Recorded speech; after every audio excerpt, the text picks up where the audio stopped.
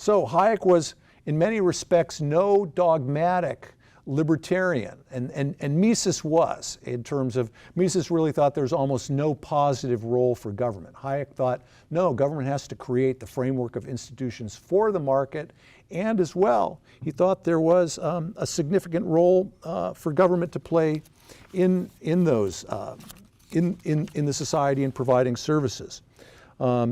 So he provided a description of socialism. And I think it's important to understand what Hayek meant by socialism, because he had a very particular meaning. Today we tend to think of a socialist as someone like Bernie Sanders. They want to see a lot of government. That really wasn't Hayek's definition of government.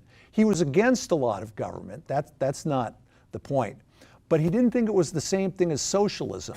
What he meant by socialism was the type of economic system that existed in the Soviet Union, where government ran the whole economy and made all of the economic decisions, as we discussed in our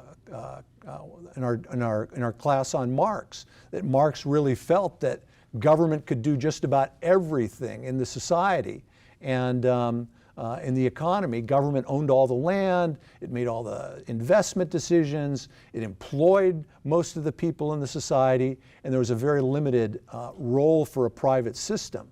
That wasn't Hayek's view.